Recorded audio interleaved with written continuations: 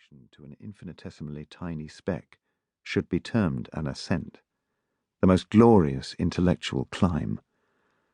Of course, I also recognize that there are many who have struggled and continue to struggle with such a dizzying physical relegation.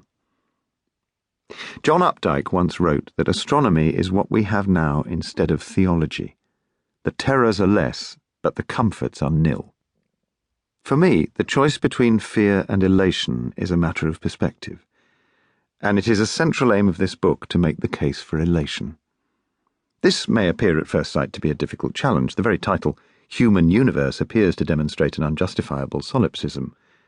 How can a possibly infinite reality be viewed through the prism of a bunch of biological machines temporarily inhabiting a mote of dust?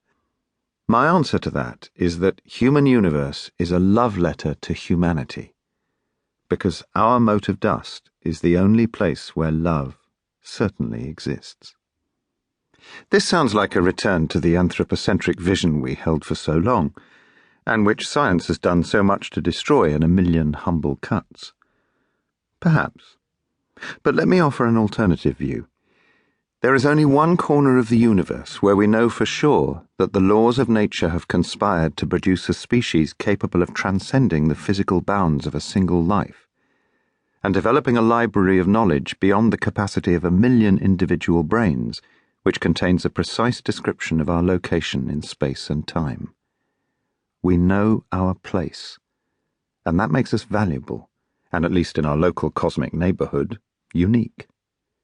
We don't know how far we would have to travel to find another such island of understanding, but it is surely a long, long way.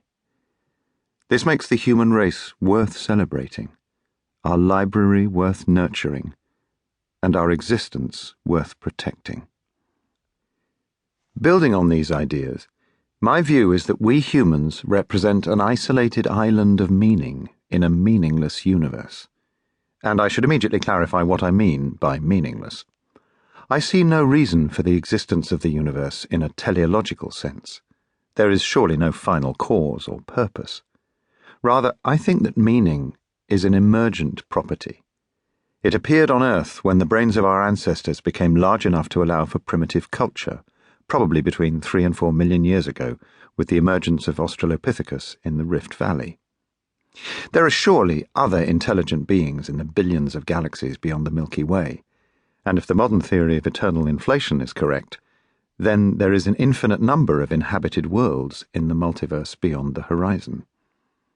I am much less certain that there are large numbers of civilizations sharing our galaxy, however, which is why I use the term isolated.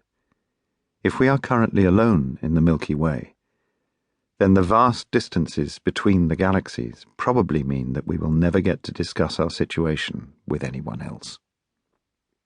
We will encounter all these ideas and arguments later in this book, and I will carefully separate my opinion from that of science, or rather, what we know with a level of certainty.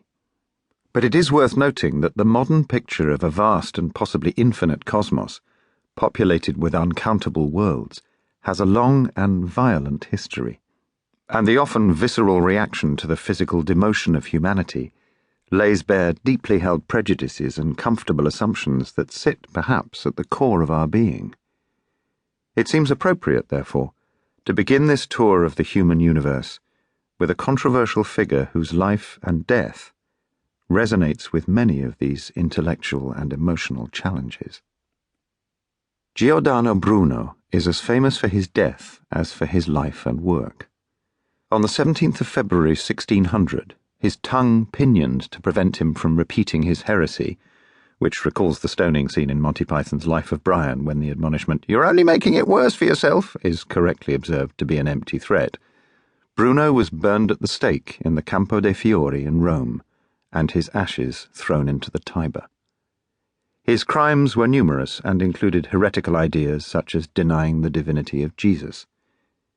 It is also the opinion of many historians that Bruno was irritating, argumentative, and, not to put too fine a point on it, an all-round pain in the arse. So many powerful people were simply glad to see the back of him. But it is also true that Bruno embraced and promoted a wonderful idea that raises important and challenging questions. Bruno believed that the universe is infinite, and filled with an infinite number